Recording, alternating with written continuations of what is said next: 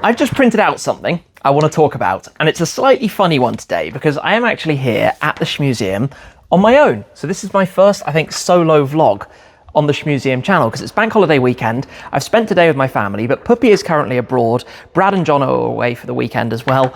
And this is something a lot of you have been asking me about. So we are going to talk about the options on my SF90 XX Stradale. Now, you might have seen in the past that I have sometimes gone through the spec and how much some of these things actually cost on a number of the cars in the collection, but we're yet to do this one. And let's just say it is a full double column page of paper with options and prices. We did it with the 296 GTS back when that was new. I think we did it with the SF90.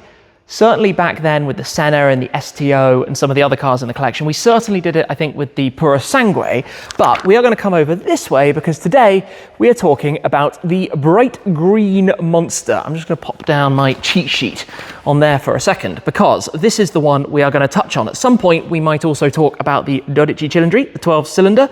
Also, you might have noticed I am feeling extraordinarily green today. Green shoes, green car, well, green on green with all the carbon fiber.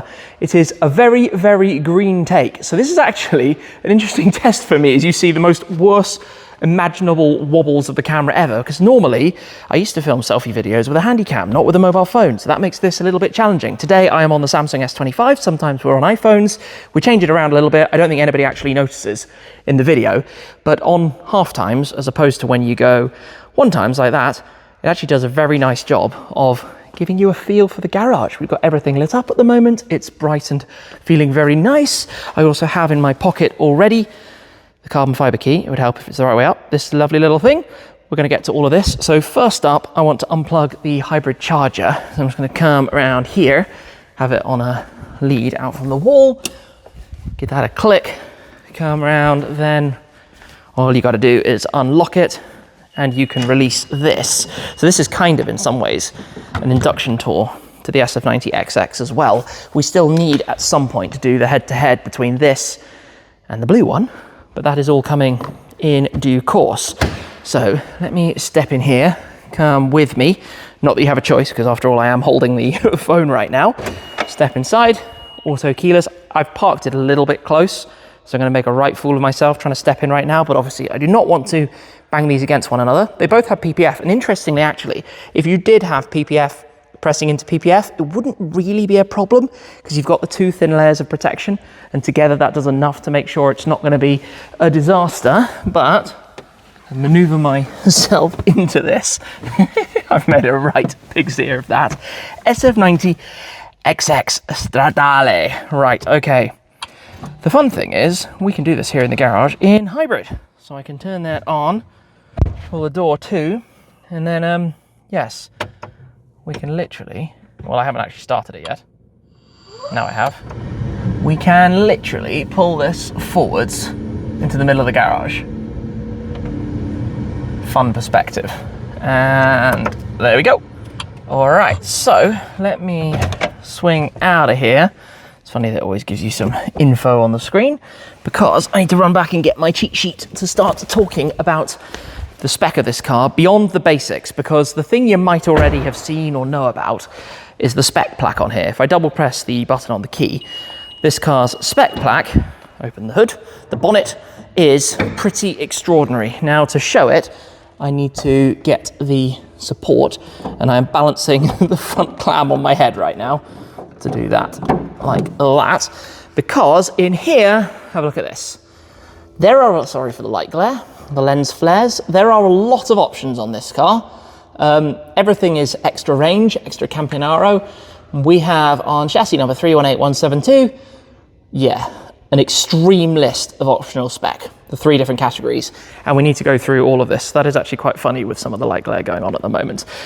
So I'm going to do the head balancing act again. Sorry you can't see that, it would look suitably stupid. It is something that happens often on video to make this work. The front clam of this is actually surprisingly heavy, but to close it, you just drop it. There's nothing you need to press on it, it just closes down. Obviously also, the car has the Carbonio number plate mount, which sits underneath it, and basically it's easy to take off one-handed. It won't be so easy to put back on. You pop it off from there and bend it out and kind of remove the latch from the back, and away you go. I said I can do it one-handed, can I? This is a test for myself. I don't think I've actually tried it prior to this point. Maybe I can't. Not as easily as I thought anyway. Can I? Oh, we're close. Yes, there we go. Literally like that. If you can dream it, you can do it. Enzo Ferrari. That means it looks better for photo shoots, for the times when you're basically not driving on a public road in the United Kingdom, where you have to have a front plate on the car. And it looks really nice. So let me go and put this away. Pop this over here. Probably what I should do actually is grab myself a tripod, because that might make life a little bit easier to talk you through some of the options on this thing in a moment. I have a solution using the handy tripod and a quick release up here, because I can click it in and then you are tripoded, and I can put it like that, wherever we want it, or I can release it and just take off the phone, and this actually makes my life a little bit easier for spinning the camera around as well. I don't know why I didn't do this before, but let me come and get my trusty cheat sheet, because aside from the obvious, the things like the color, which is Verde Curse, you might remember I chose Verde Curse to be the same as the first concept hybridized, albeit with the Curse system, Ferrari that they ever showed, which we might actually be able to see in not too long, because it is currently on display at the Museo Ferrari in Maranello. And you can imagine, for somebody like me who loves a little connection and a story, I would quite like to go and see it again. It has been 15 years, literally, since I last saw it. But that was the 599 High Curse at the Geneva Motor Show in March 2000, or maybe it was February, March 2010. And that was the F1 Curse system in a road-going 599 with some twists. And this being a limited series hybrid Ferrari, I liked that nod and that throwback. Then in addition to the Verde Curse, you have all of the gold details and accents. And these are all done individually. So the Oro Chiaro, the satin wheels, the stripes that you have around the mirrors, also around the wing and the end plates. And that color is, of course, the identical Oro Chiaro to the 12-cylinder, which I went with as a retro throwback to design this car to look like the original 365 Daytona, or the car that was nicknamed the Daytona, because the design is like that from the beginning anyway, but we will come back to that one. The question you probably want to know is, what did the paint color alone cost, and all of the other details, because it adds up fast. So the first thing is the car, the vehicle price, because you can't do the options if you don't have the car to begin with. And an SF90 XX Stradale, remember the Spider is a little bit more, one of 799 cars, begins at £675,550. And if you ordered a base one for £675,550, you'd actually be getting a lot of car for the money, but you wouldn't have very much exclusivity and options on it.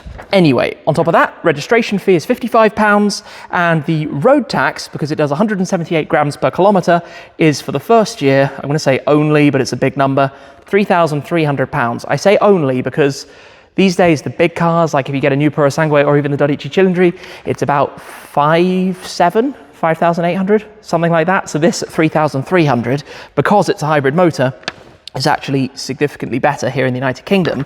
The next option it actually gets, and this is on the spec plaque, is ATEL, which means it is an atelier car. What does an atelier car mean? It means you've either gone to the factory in Maranello, or you've had the option to work directly with the factory, so going beyond the options that you normally get at the dealer. So you can add a lot more by way of bespoke spec. You can do things like custom colored carbon fiber, or these extra painted liveries, basically going off the standard menu. And let's be real, on a car as special as this, when you know you're going to have it for a very long time, you're unlikely to go with something completely standard. You're going to make it bespoke. And we have so many details on the interior as well to touch on and talk about.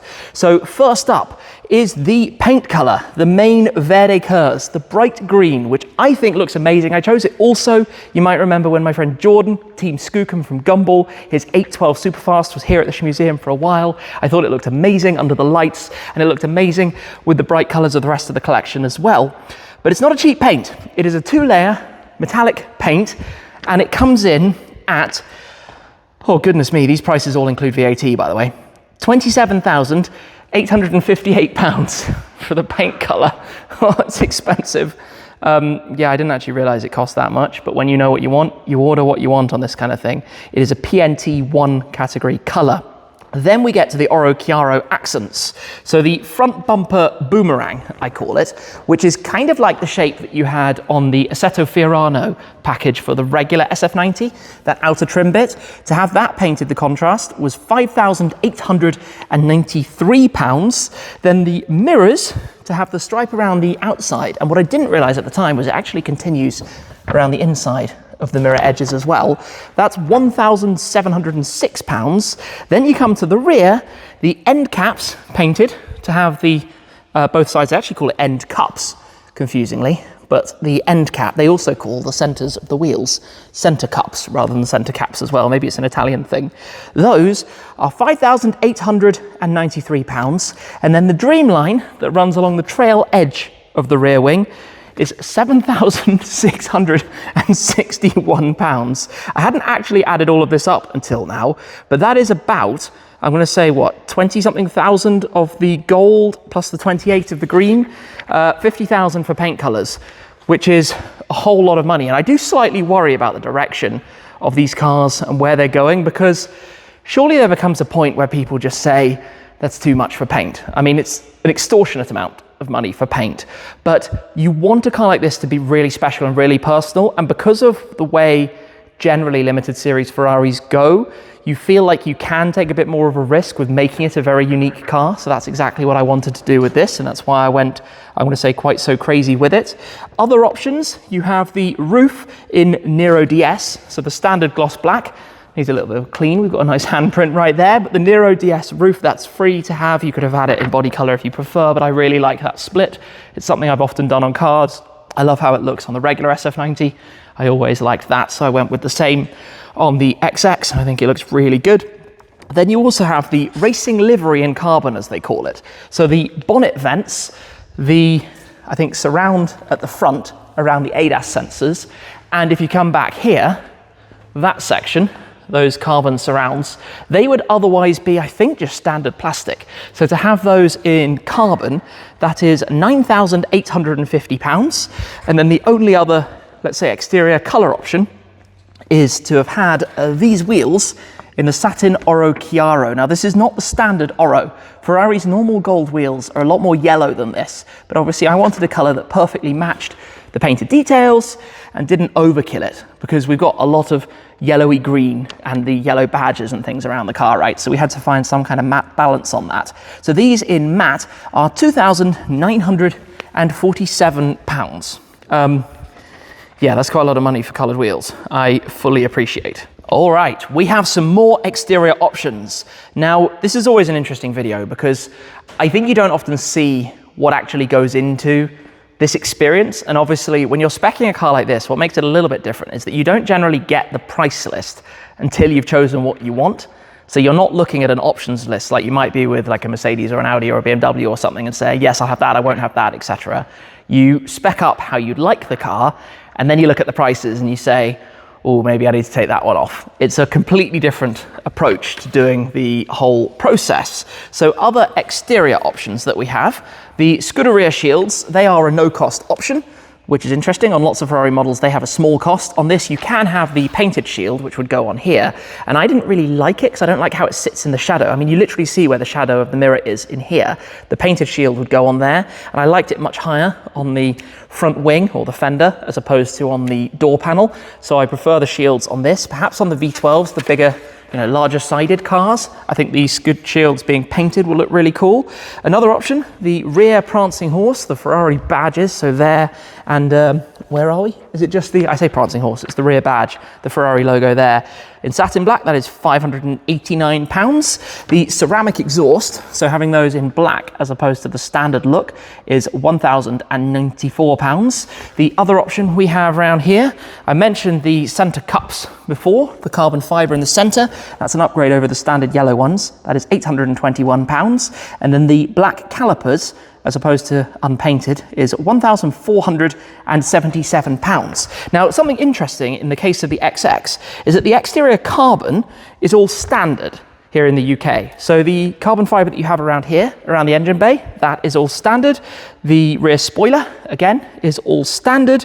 We have the sill covers. I'm just going through my little list. The side pods that you have here, they are the side air intakes. the sill covers down at the base, the diffuser obviously at the back, and the front spoiler, the lower section that runs all the way around the front. And interestingly, it's actually one piece that goes all the way around here and tucks in and goes up and up here to the headlights. So you don't want to do a chip here because it's one piece all the way around, which would be painfully expensive. But as a result of that, and all of the carbon fiber being included, I say, you know, included, it's part of obviously the base cost, you are paying for it.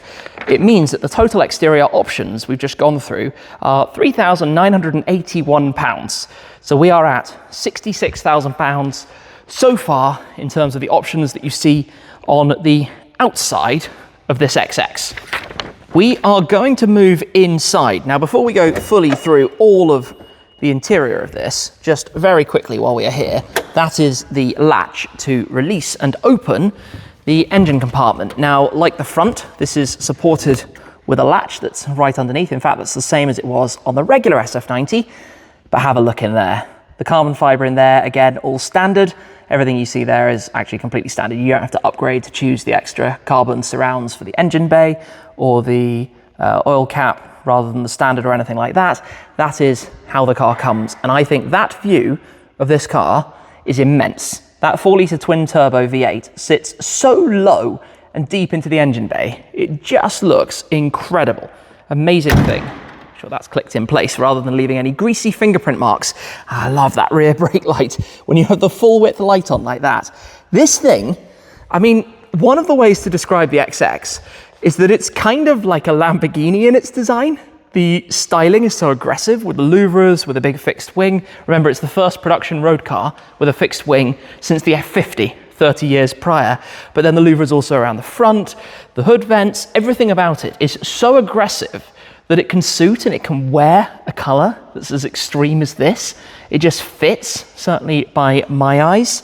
Anyway, let's come to the inside. And I think I'm gonna do this on the 1x camera because otherwise, well, we've still got some smears from the lights above. I'm sorry for that. Otherwise, we're gonna get super glary on the 1/2x. But you can see there are some nice details in here. And we start actually with the seats themselves. These are the best weight racing seat, they call them. So it's a carbon-backed bucket seat. It has all of these cutouts in the side, in the backrest, also down between your legs. So don't put anything between your legs because it will fall straight onto the carbon and then the hard floor and make a loud bang. But they do actually have adjustability. So the interesting thing with this seat is, firstly, I find it super comfortable to begin with. But secondly, you can actually adjust it, lean it forwards and backwards, which for a carbon bucket seat is quite an unusual thing. Now for the XX, you couldn't change the style of this or the colors of the interior significantly. You could do parts of the inside section, but the outside had to stay black. So I didn't do that because I felt it would look a little bit odd with some of the other options and things I wanted to do inside. But you could choose the best weight racing seat for free. So that was a no cost option. What was a cost option though, was to do them in Alcantara as opposed to the standard material. So that was £2,736 to do that. We then get on to other things. So for example, the stitching, the coloured stitching, to have this, that is £530. Not only that though, to have the stitching on this seat is an extra 480. So basically there are kind of two options that you have to check to be able to have exactly this. We then have the coloured inner details. So that's these parts and the stripe through the centre. To have those not in black basically is an extra £766. And then to do them in an extra range colour, as of course I did here to match the gold of the exterior. So to have these in a gold Alcantara as opposed to, you know, a standard range color, that's an extra £589. And then you get to having an embroidered headrest. So to do any kind of embroidery, you need to initially pick the Cavallino Rampante, the prancing horse. That starts you at £821. And then to do this, the Scudetto in Sabbia, so with the Tricolore at the top and the Scuderia Ferrari crest, is an extra 1,414 on top of that. So basically the seats in here, as you see them, the seat with all of the options in connection with the seat is £7,336 of seat options for both seats. You don't have to pay that twice, I should add. You do just one time, and we have our best weight racing seats exactly as you see them right now.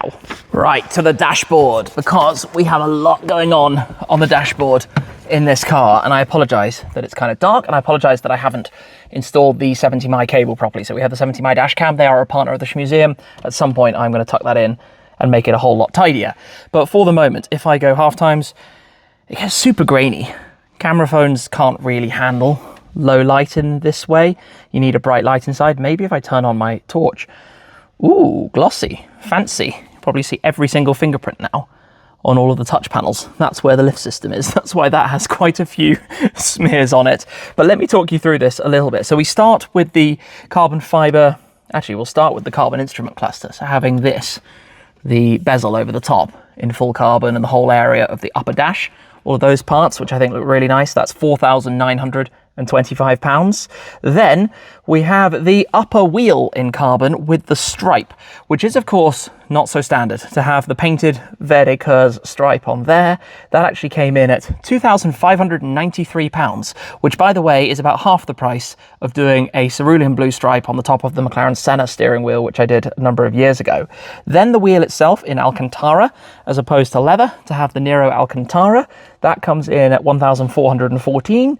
And then one of my favorite things on this, against the Alcantara, to have a contrast stitch, initially you pay £492, but then to have the tricolore stitch that you see here, the green, white and red of the Italian flag, which I think is one of the coolest options on this car. And I did that to match the detailing on the headrest behind. That comes in at £840. Now, let's get to a big one. Those Verde Curse details that flank the air conditioning vents, or sit right below, which look amazing. If I go half times here, I mean, look at that view of the dashboard in front of me, right? With those, I think they are just immense. The problem with them is that what you're looking at here, to do all three, is £6,600 worth of options. That is a big one. The other detail painted here, the tricolore through the very center there, underneath the model designation badge. Again, a nice balance to the detailing on the headrest behind. That detail comes in at £1,706. So the dashboard options that we've just spoken about come in total to £18,570. And that's before we get to some more of the carbon here, particularly the rear shelf. So let's have a look back here. Firstly, the carbon sills and wheelhouse. So that's the sill and the wheelhouse, the area down here. To have all of that in carbon fiber, again, looks lovely. All of that, £6,566 down there. Quite a lot. Then I did these Atelier sill kicks. So this lovely Atelier graphic and detailing here. You can only do that if you go to the Atelier or if you have an Atelier car. And the quote, "Solo puoi sognare, lo puoi fare." That is Enzo Ferrari saying, if you can dream it, you can do it. And that's been my philosophy behind so much of this. I'm incredibly lucky to have ordered this car.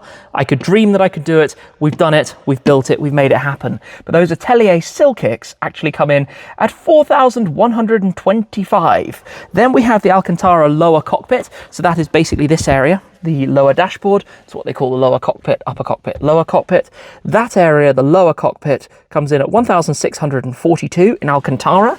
We then have the rear back here, all of the carbon fiber, carbon for days. And I apologize for the grain back here. I don't know what the material we have up for the roof is, but all of this carbon fiber, and the only luggage space that you're going to see in this car as well is that area behind you.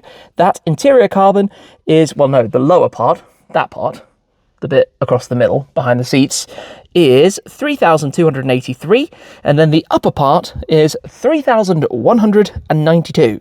So about £6,500 worth of carbon fiber for the rear shelf areas back there. That adds up quickly. We then have the floor mats, which I did with the matching stitch with the SF90 XX Stradale logo. To have that done down there came in at £876. And the only other thing are the electrochromic mirrors. So the mirrors that obviously not on right now, but dip, obviously to stop you being blinded from behind, £876, as well as the mats. So the extra interior is £20,560, which means we have about £40,000 worth of interior, plus the 7 of the seats, £47,000 to do the bespoke options in here, which is more than the V8 Vantage Roadster up there cost me to buy back, or more than the Focus RS cost to buy, and not far off what the M2 costs. That is quite bonkers, just for the interior options. But I tell you what, it looks the part, doesn't it? It looks so good. Let's go one time so it's less grainy. It looks really, really nice. I'm not gonna lie, it's pretty hot today. It is getting warm in the barn. It is insulated, so it's cooler in here than it is outside, but it's still, end of the day, getting towards the toasty end of the spectrum. The big thing for me about this car is that it's bright and it fits in with the rest of the collection. Of course, we've had a few cars in this part of the color spectrum, you know, the bright yellows and greens and that kind of thing. We've got a couple of them up here with the GT500, that's Grab a Lime, that is green. That is Sao Paulo yellow, but it's yellow with a hint of green. And that is Acid Yellow, which again has a hint of green in it. So put those together, none are as green as this. And obviously we've got Solar Beam on the AMG GT Black Series, but the yellowy green citrus end of the spectrum has been on fire recently, quite literally. So other options to quickly talk about, we have the adaptive headlights. So adaptive lights obviously means they point and bend around the corners. And I actually think Ferrari do a really good job of this. It works very well. It obviously doesn't dazzle oncoming traffic because effectively what it does is just block out the oncoming car. You see that stuff on, you know, the German brands and probably lots of the more tech-focused cars, but you don't often see the latest super sports cars having the latest road technology. It normally takes a little bit longer before it filters through because of course it's more bespoke, it's a smaller manufacturer, but Ferrari have done a lot in terms of the tech on this one. But those adaptive lights are £2,736. The other thing we have is the nose lifter, and it is absolutely crucial on this car. On some of the older Ferraris, the fronts aren't too bad, but this sits right down on the ground. I've just told you that is a very expensive carbon fiber blade that wraps all the way around the front. And the other thing that's relevant is how far it extends beyond the wheels. I mean, it's much further even than the standard SF90. And obviously that has the body colored part at the front. This thing is really long and you constantly touch bits of the front or bits under the car. It has some protection, it's just blades, it's not the carbon you're scraping, but you hear that noise, gives you an moment, and you are very conscious that it could get expensive fast. So the suspension lifter is $4,378, but I wouldn't do without it on this. Then we actually come back inside because I did the premium hi-fi. So we have the JBL sound system. You can see the speaker actually behind those louvers, and I love how those louvers on the doors match with the ones on the bodywork. That kind of thing I think is really cool. One design detail I'm not the biggest fan of is how this one works. Well, these two make sense because they're cutouts in the body panel, right? And you can see the part from the inside. This one is part of the body panel. So this is actually painted. It's painted, it's not wrapped or anything, but painted in satin black to match those, even though the cutout is just the half size bit rather than the full bit. And I find that a bit awkward, if I can say so.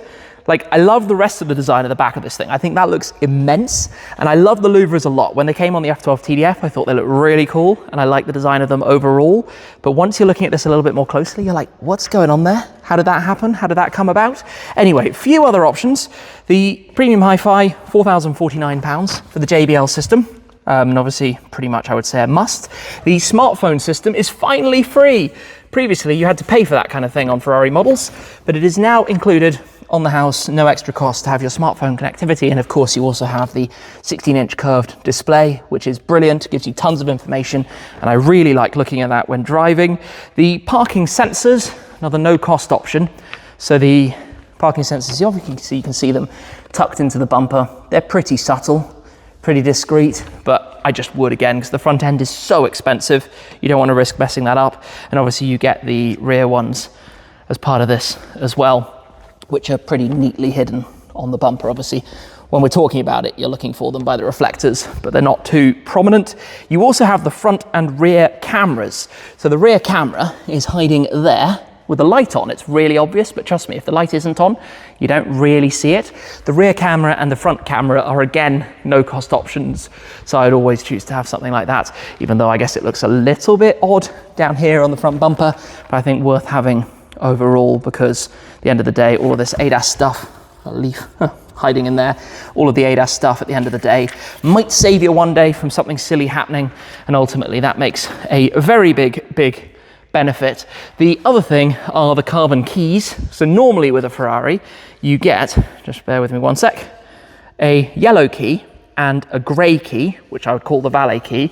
If you pay for the carbon keys option, like we have here, so the key is significantly lighter, the surround is carbon fiber, That's £547, but both keys are then carbon. So rather than just having one yellow, one grey, you have both keys that are yellow, both keys that are carbon fibre, and I felt for the limited series that was just a nice little extra to go for this one. Just given I've not done it before, I've not had a carbon key for any of the others, it made it a little bit more special. And I would probably do that again with other special series Ferrari models. I think it just makes it a touch more personal, or a touch more special, let's say, over the top of the other cars in the lineup. Off camera, I just closed the door and opened it again. And what's confused me right now is that the lights have come on and they've stayed on. Normally lights would come on for 45 seconds or maybe a minute.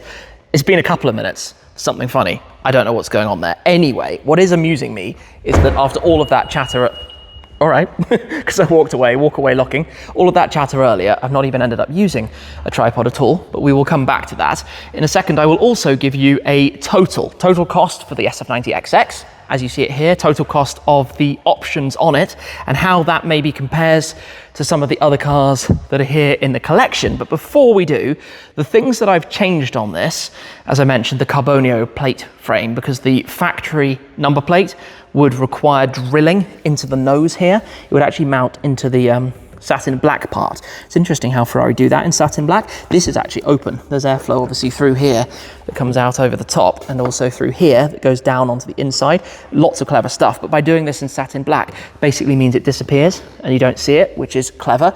But having a number plate right there is not only very ugly, but would also need holes. And I'm not a fan of that, so we didn't do that, which is why we went for the quick release one that can mount onto the bottom.